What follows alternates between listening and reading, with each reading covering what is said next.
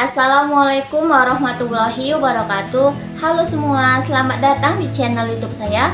Perkenalkan, nama saya Sri Mu'alima dengan NIM 32311111030. Saya mahasiswa semester 3 dari jurusan Pendidikan Pancasila dan Kewarganegaraan Fakultas Ilmu Sosial Universitas Negeri Medan. Di sini saya akan menjelaskan mengenai satu materi yang sangat menarik, yaitu mengenai identitas nasional. Di sini saya akan menjelaskan sebab-sebabnya. Yang pertama itu adalah pengertian identitas nasional. Yang kedua, alasan mengapa kita sangat perlu mempelajari pendidikan kewarganegaraan. Dan yang ketiga adalah unsur-unsur dari identitas nasional.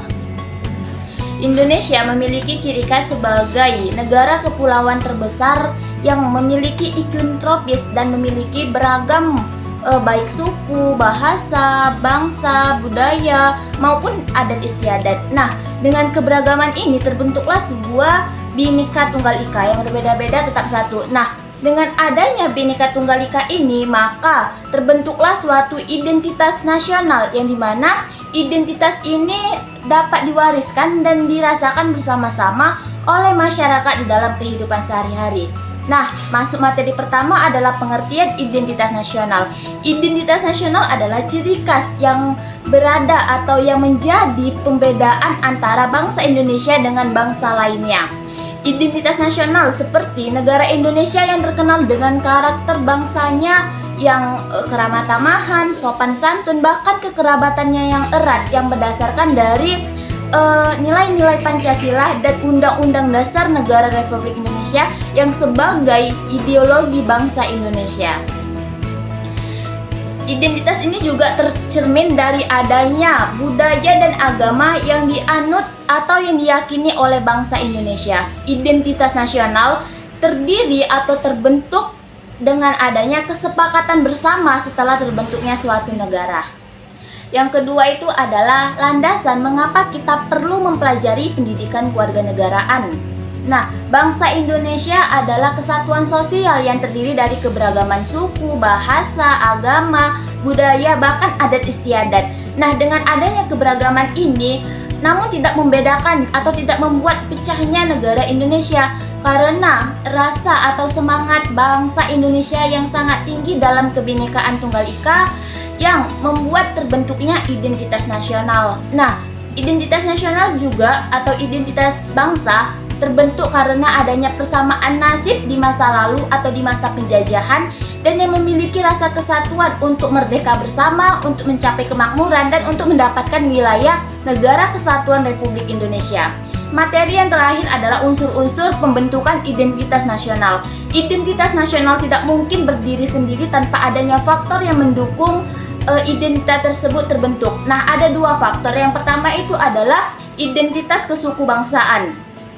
Identitas ini mencakup yaitu kesamaan suku, ras, agama, dan adat istiadat. Yang kedua adalah identitas kebangsaan.